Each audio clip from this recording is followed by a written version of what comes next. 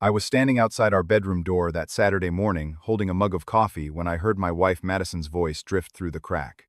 The door was slightly open, and at first I thought she was talking to her mother or maybe her best friend. But then I heard it clear as day. Honestly, I think Ethan could be exchanged for something better at this point.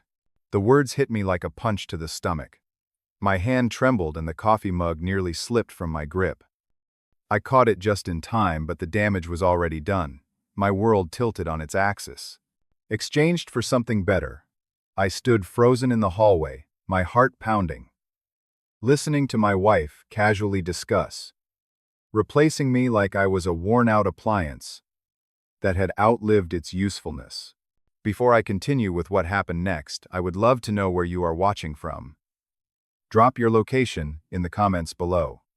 If you have ever felt undervalued in a relationship, hit that like button because you are not alone in this. And subscribe because what I did next changed everything, and you will not want to miss how this story unfolds. Trust me, by the end you will understand why sometimes giving someone something better means giving them exactly what they asked for. Now let me take you back to how we got here. Madison and I had been married for 5 years. We met at a coffee shop in Portland when I was just 25 years old. She was working in marketing, and I was a software engineer who had just landed a decent job at a tech startup. Back then, everything felt easy. We would laugh over nothing cooked together on weekends and stay up late talking about our dreams. We lived in a cozy 2-bedroom apartment with a balcony that overlooked the Cascade Mountains. Every morning I would make the coffee while she toasted bread, and we would sit together watching the sun rise over the peaks. It was simple, but it was ours. I thought I was a good husband. I did not drink heavily, I did not gamble, and I never even looked at another woman. My job was stable, pulling in about $3,500 a month, which was enough for us to live comfortably. We were not rich, but we were happy. Or at least I thought we were. Looking back now, I realize I had been missing the signs for months. Maybe I did not want to see them. Maybe I was too comfortable in my own little world to notice that Madison was slowly drifting away. The changes started about 6 months before that terrible Saturday morning. Madison became distant. She stopped talking to me about her day. When I would ask how work was going, she would give me one-word answers. Dinner conversations became rare, replaced by the sound of her scrolling through her phone while I ate alone at the table. Our bedroom, once warm and intimate, turned cold. She was always too tired, too stressed, too busy. At first, I told myself it was just work pressure. Her marketing firm had been demanding lately, taking on bigger clients and longer hours. I tried to be understanding, to give her space. But then, the late nights started. She would come home at 9, sometimes 10 in the evening, claiming she had been in meetings with clients. On weekends, she would disappear to meet her girlfriends. But she never invited me along anymore. When I asked if I could join, she would say it was girls only, that I would be bored. I accepted it, even though something in my gut told me things were not right. I started doubting myself. Was I being too clingy? Too needy? Was I boring her? I tried harder. I bought her flowers, booked reservations at fancy restaurants downtown, the kind with white tablecloths and wine lists thicker than phone books. But Madison barely seemed to notice. When I surprised her with roses one evening, she looked at them and said, "You do not have to try so hard, Ethan." Those words cut deeper than any knife. What did that even mean? If I was not supposed to try, what was I supposed to do? Just give up? I went to bed that night feeling like I was failing at something I could not even name. Then came that Saturday morning, 3 weeks ago. I woke up early around 7 to the sound of Madison's voice coming from our bedroom. The door was not quite closed, just pushed to, leaving a narrow gap. I assumed she was on the phone with her mother or maybe her college roommate. I went downstairs, started the coffee maker, and decided to bring her a cup in bed. Maybe we could talk, really talk, for the first time in weeks. As I climbed the stairs with 2 steaming mugs, I heard her voice more clearly. She was laughing soft and light, the way she used to laugh with me years ago. I slowed my steps, not wanting to interrupt if it was an important call. "I have been thinking about what you said last week," she was saying. There was a pause.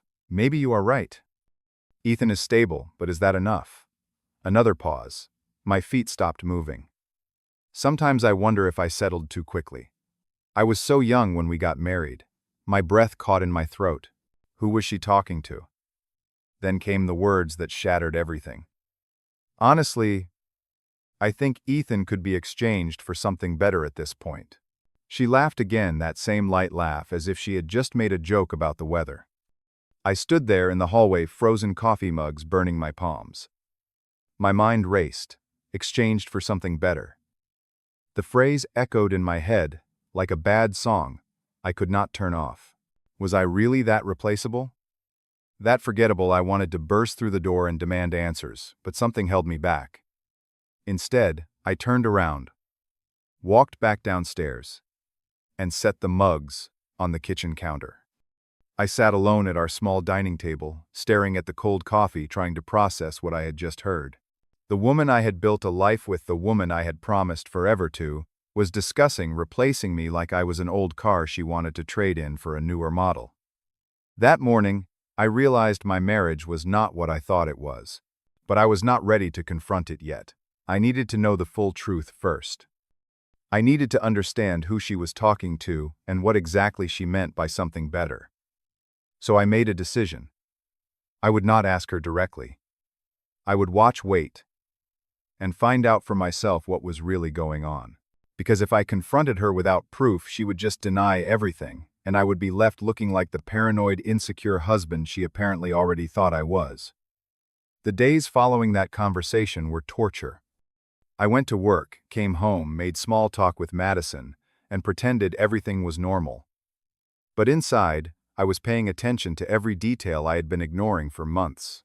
I noticed how she would take her phone with her everywhere, even to the bathroom. I noticed that her password had changed.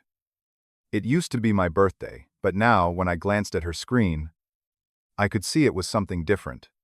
She would get text messages and smile to herself, a secretive little grin that made my stomach turn.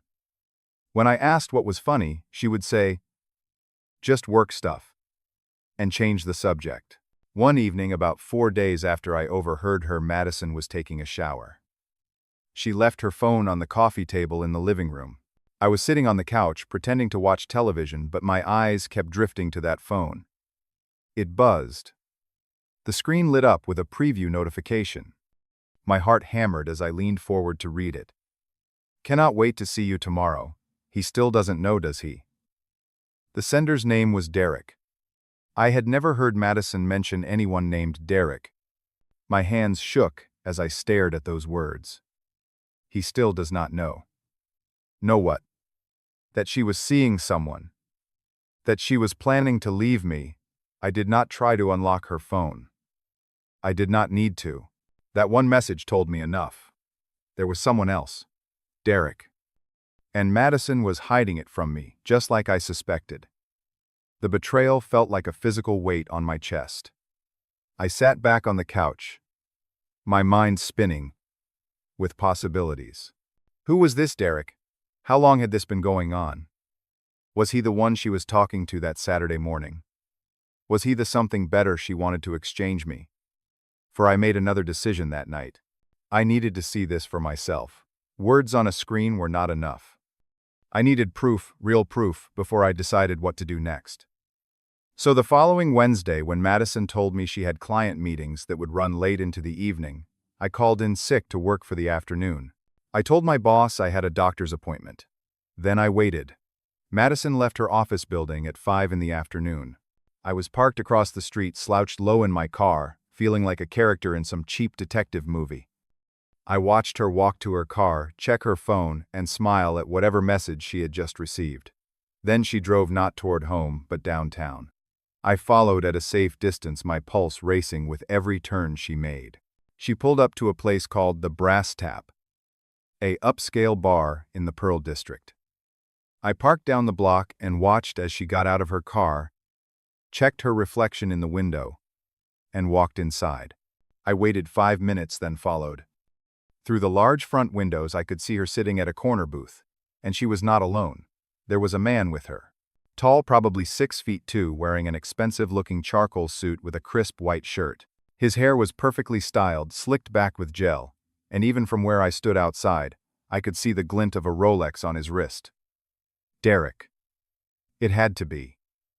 They were sitting close, leaning toward each other, like the rest of the world did not exist. He reached across the table and took her hand. Madison did not pull away. She squeezed his hand back, laughing at something he said. I felt sick. My stomach churned, and for a moment I thought I might actually throw up right there on the sidewalk. But I forced myself to keep watching. They clinked wine glasses filled with red wine toasting to something I could not hear. They looked happy. Comfortable. Like they had done this 100 times before. I stood in the drizzling Portland rain watching my wife betray me in real time, and I felt something inside me break. Not just my heart, but something deeper. My sense of who I was. Who we were together. It was all a lie. After about an hour they got up to leave. Derek opened the car door for her, a sleek black Mercedes that probably cost more than I made in a year. They drove together to the Nines, one of the most expensive hotels in the city. I did not follow them inside. I did not need to. I stood outside in the rain watching them disappear through the revolving glass doors, and I knew exactly what was happening. My wife was having an affair, and the something better she wanted to exchange me for was this man in his expensive suit, with his expensive car, and his expensive hotel room. I drove home in a daze. My hands gripped the steering wheel so tight my knuckles turned white. Questions flooded my mind.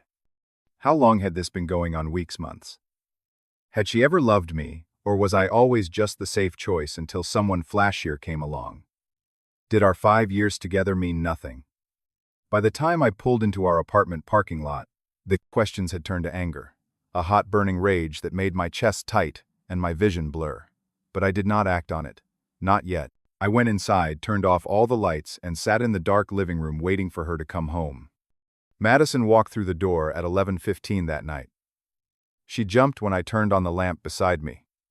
Ethan, she said, pressing a hand to her chest. You scared me. Why are you sitting in the dark? I did not answer right away.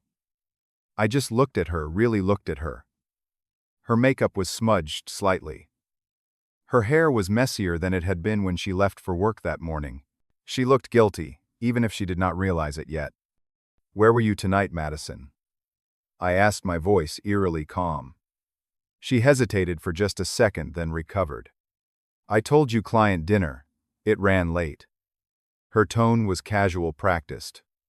Which client? I pressed. At which restaurant? She blinked, caught off guard. It is confidential. You know I cannot discuss work details with you. That was her go-to excuse lately. Everything was confidential. Everything was work-related and off-limits. I stood up slowly. Was Derek at that dinner? The color drained from her face. Her mouth opened, then closed. How do you know about Derek? She whispered. Then quickly she tried to backtrack. He is a colleague. We had a work meeting. That is all. I stepped closer. At the Brass Tap.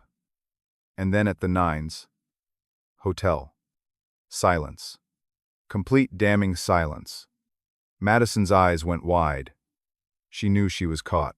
But instead of confessing, instead of apologizing, she went on the attack. Are you following me now? Her voice rose indignant. Seriously, Ethan, this is exactly why I cannot talk to you anymore. You are suffocating me with your insecurity. Derek is just a friend. You are being completely paranoid. She was turning this around on me, making me the villain. I wanted to scream. I wanted to tell her I saw them holding hands, saw them go into that hotel together. But I swallowed the words. What was the point? She was going to deny it no matter what I said. I am sleeping in the guest room tonight, she announced, grabbing her phone from the counter. I cannot deal with this right now. And just like that, she walked away, leaving me standing alone in the living room, feeling like I had lost a fight I did not even know I was in. She had turned my discovery of her betrayal into my fault, my problem, my insecurity. I sat back down in the dark after she left, and something inside me shifted. I was done begging for answers. I was done being made to feel crazy for noticing the obvious. It was time to take control of this situation. That night, something inside me shifted. I was not going to beg for answers anymore. I was going to find them myself, and then I was going to give Madison exactly what she wanted, something better. The next morning, I woke up with a clarity I had not felt in months. I was not angry anymore. I was calm, focused, determined. I made myself breakfast, got dressed for work, and on my lunch break, I called a divorce attorney. Her name was Sarah Patterson, and she came highly recommended by a colleague who had gone through his own messy separation a year earlier. Sarah was in her 50s, sharp as a tack, with a no-nonsense attitude that I found comforting. "Tell me your situation," she said over the phone. I laid it all out. The overheard conversation, the text message following Madison to the bar and hotel. Sarah listened without interrupting. When I finished, she said, "Do you have any children?" "No," I told her. We had talked about kids, but Madison always said she was not ready yet. Now I understood why. Any shared property, house, car. Just the apartment, I explained, but we rented it. We had a joint bank account with about $15,000 in it and some furniture we bought together. That was it. Oregon is a no-fault divorce state, Sarah explained. Since there are no kids and minimal shared assets, this should be straightforward. But I recommend you document everything. Keep those photos you took, save any messages or emails, and start separating your finances now. She walked me through the steps. First, I needed to open my own bank account, if I did not already have one. Luckily, I still had my old account from before we got married. I had kept it active, just never used it much. Sarah advised me to start directing my paychecks there instead of the joint account. "You are legally entitled to half of the joint account," she continued. "I suggest you withdraw your half now before she does." That felt harsh, but Sarah insisted. "You would be surprised how quickly people empty accounts when they know divorce is coming." So that afternoon I went to the bank and withdrew $7,500. Exactly half. I deposited it into my personal account.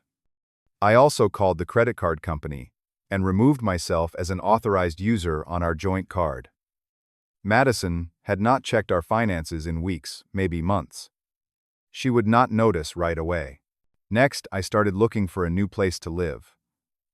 I could not stay in that apartment with her, not after everything. I found a studio about 15 minutes from my office, small but clean, for $1,200 a month. It was available immediately. I put down a deposit that same day. Everything was happening fast, but it felt right. For the first time since that Saturday morning, I felt like I was taking control of my own life instead of just reacting to hers. But I was not done gathering information. I needed to know who Derek really was. That night, I searched for him on LinkedIn and Facebook. It did not take long to find him. Derek Morrison, marketing director at a mid-sized firm downtown. His LinkedIn profile was full of buzzwords about synergy and disruption and thought leadership. His Facebook was more revealing.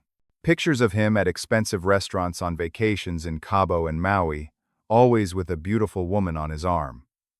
But the women changed. In photos from 2 years ago, it was a blonde. A year ago, a brunette. 6 months ago, a redhead. And now apparently my wife. I dug deeper. Derek had been married twice before. Both marriages ended in divorce. There were forum posts from his industry whispers about his reputation.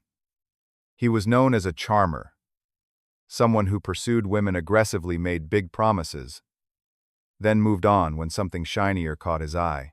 I found a blog post from one of his ex-wives, a woman named Julia, who had written about her experience with narcissists in relationships. She did not name Derek directly, but the timeline matched up. I took a chance and found Julia's contact information through a mutual connection on social media. I sent her a message explaining who I was and asking if she would be willing to talk.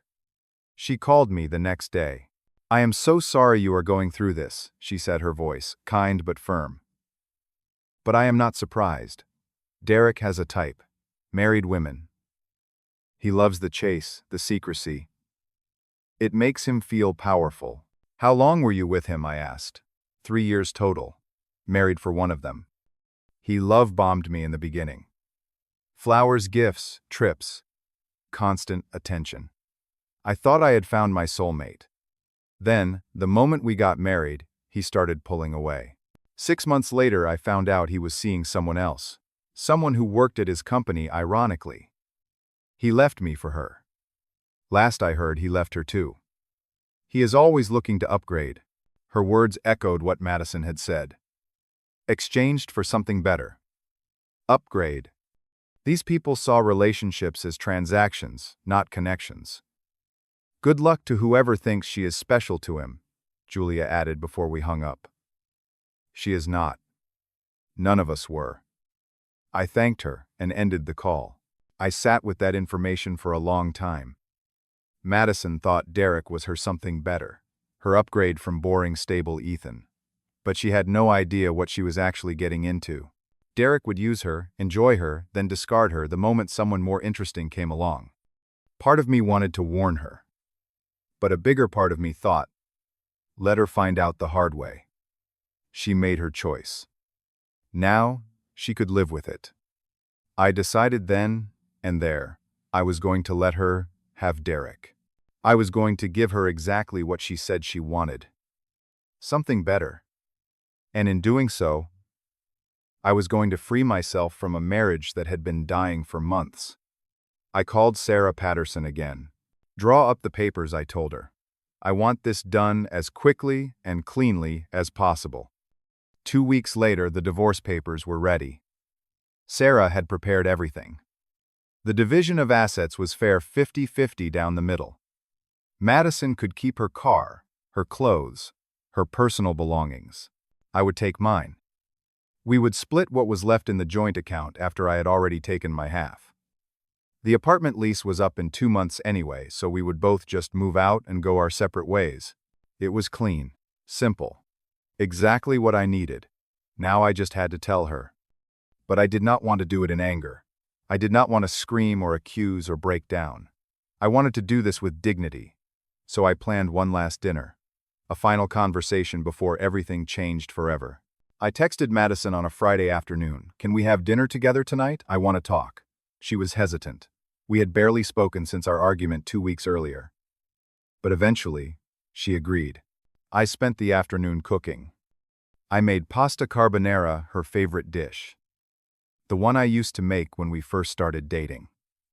I set the table with candles and opened a bottle of red wine. When Madison walked in at 7 that evening, she stopped in the doorway surprised. "What is all this?" she asked, suspicion creeping into her voice. "Just wanted to do something nice," I said calmly. "Sit down." She did slowly, like she was waiting for a trap to spring.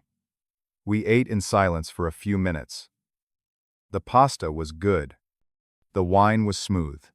Everything was perfect on the surface, just like our marriage had been for months. Finally, I set down my fork and looked at her. "Madison, I have been thinking a lot about us, about what you said on the phone that morning." Her face went pale. "You heard that," she whispered. Every word I confirmed. About me being exchanged for something better. She started to stammer. "Ethan, that is not what I meant. You do not understand. I was just venting. I did not mean it like that." I held up a hand to stop her. "Let me finish. You are right. You deserve something better. And I have decided to give you exactly that." I reached into my jacket pocket and pulled out a manila envelope. I slid it across the table toward her.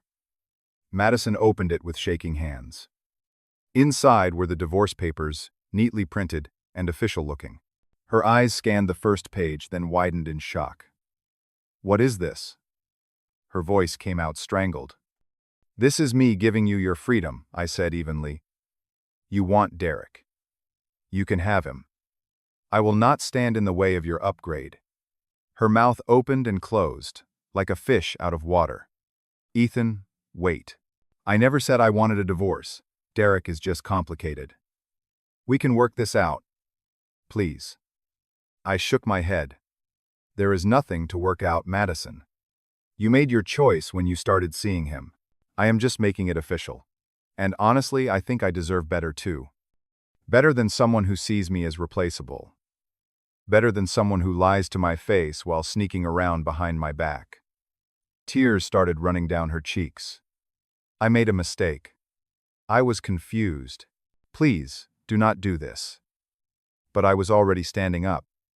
"The papers are fair," I said. "You can keep your stuff, I will take mine. The apartment lease is up in 2 months. We will figure it out. I have already found a new place. My lawyer will be in touch." I walked toward the door, grabbing my jacket from the hook. "Ethan," she called after me, desperation in her voice. But I did not turn around. I walked out that night and did not look back. I gave Madison something better. The truth and the freedom to live with her choices. But the real surprise came weeks later, when I realized who actually got the better end of this exchange. The first few weeks after I moved into my studio apartment were strange. The space was small, maybe 400 square feet total, but it was mine. No more walking on eggshells. No more wondering where Madison was, or who she was with. No more pretending everything was fine when it clearly was not. The silence was deafening at first. I would come home from work and realize there was no television playing in the background, no smell of Madison's floral perfume lingering in the air, no sound of her tapping away on her laptop at the kitchen table. Some nights I questioned whether I had done the right thing. Maybe I had been too hasty. Maybe I should have tried couples therapy or given her a chance to explain. But then I would remember the look on her face when Derek held her hand at that bar. I would remember the text message, "He still doesn't know, does he?" I would remember her laughing on the phone about exchanging me for something better, and the doubt would disappear. I had made the right choice. I deserved better than that.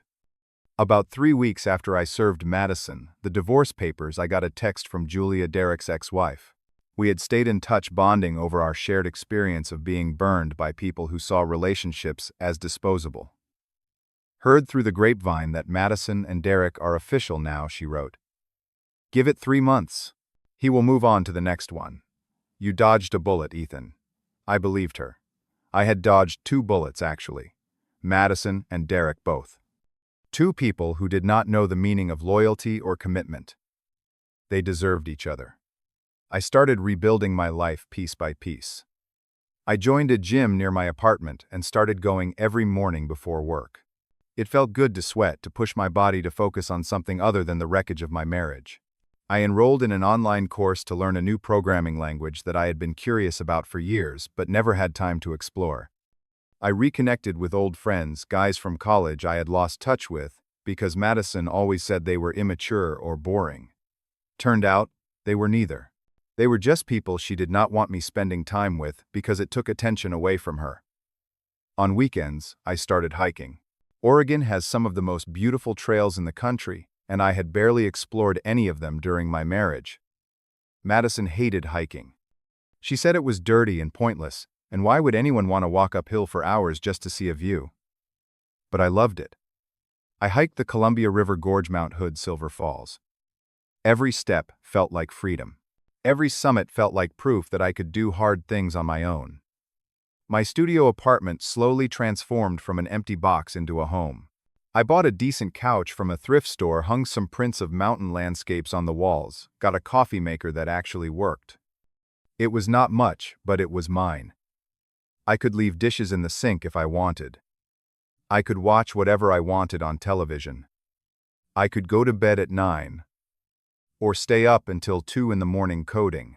There was no one to judge me, no one to make passive-aggressive comments, no one to make me feel like I was always doing something wrong. For the first time in over a year, I felt like I could breathe. The divorce was finalized 8 weeks after I filed the papers. Madison did not contest anything. She signed everything Sarah put in front of her, probably because she was too busy with Derek to care. Or maybe she felt guilty. I did not know, and I did not ask. On the day the judge signed the final decree, I felt a weird mix of sadness and relief. Sadness for what I thought we had, for the dreams we had made together that would never come true. But relief that it was over, that I was free to start fresh. Then, about 2 months after the divorce was final, I got the call. It was 2 in the morning. My phone buzzed on my nightstand, jolting me awake. I grabbed it, squinting at the screen. Madison. I almost did not answer. But something made me pick up. "Hello," my voice was groggy with sleep. On the other end, I heard crying. Loud, messy, desperate crying. Ethan, Madison sobbed. I am so sorry. You were right. About everything. I was so stupid. I sat up in bed, rubbing my eyes. What happened, Madison? Derek, she choked out between sobs. He left me. For someone else.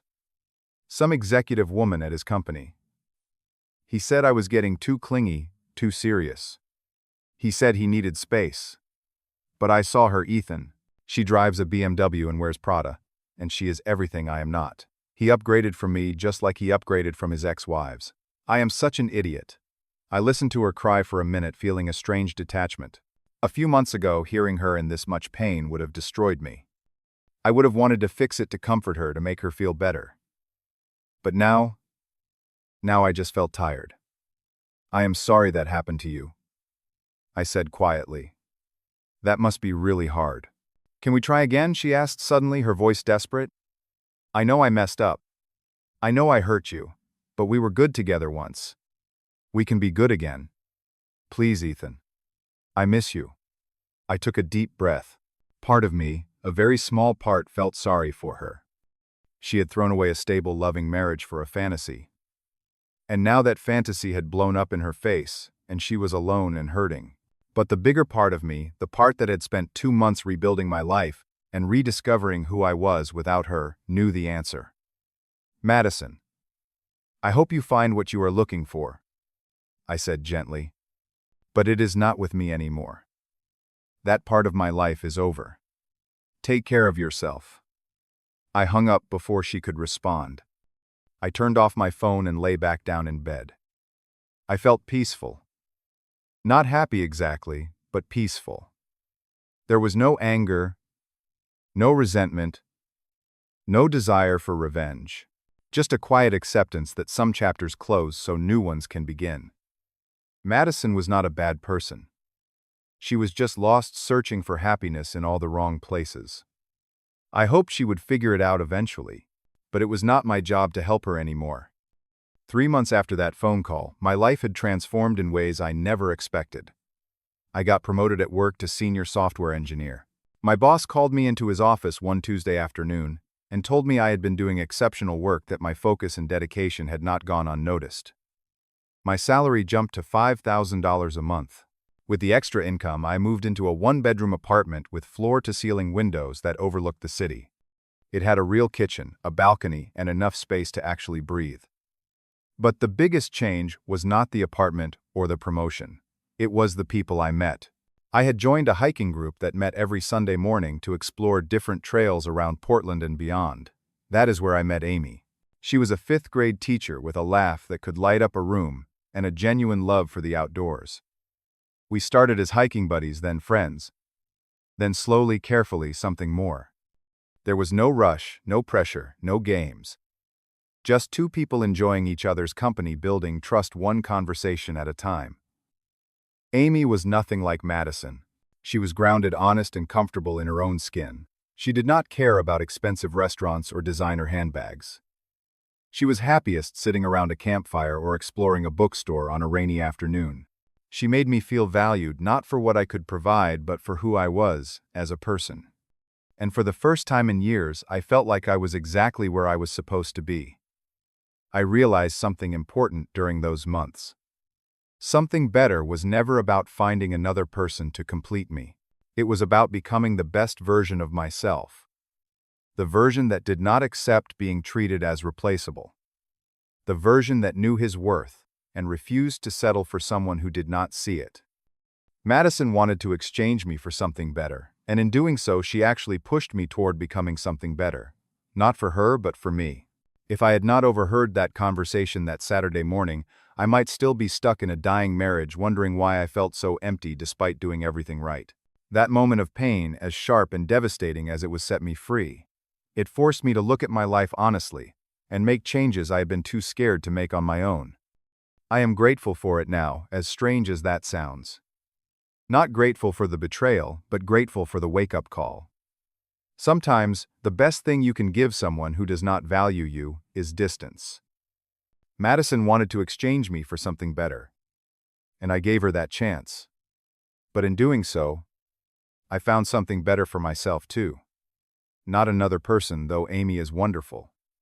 But self-respect, freedom, peace. The better thing was not Derek, and it was not even Amy. It was the life I built when I stopped accepting less than I deserved. So, when someone tells you that you can be exchanged for something better, believe them. And let them go. Because you deserve someone who would not dream of exchanging you for anything. Today, I am grateful for that morning. I overheard Madison. It hurt like hell, but it set me free. And freedom, I have learned, is the best exchange of all. Now I want to hear from you. Have you ever been in a situation where someone made you feel replaceable? How did you handle it? Drop your story in the comments below because your experience might help someone else going through the same thing. If this story resonated with you, smash that like button and subscribe to this channel for more real-life stories about relationships, betrayal, and finding strength when everything falls apart. Share this video with someone who needs to hear that they deserve better, because sometimes we all need that reminder. Thank you so much for watching, and remember, you are never just an option for the right person. You are always the choice. Take care of yourself out there, and I will see you in the next one.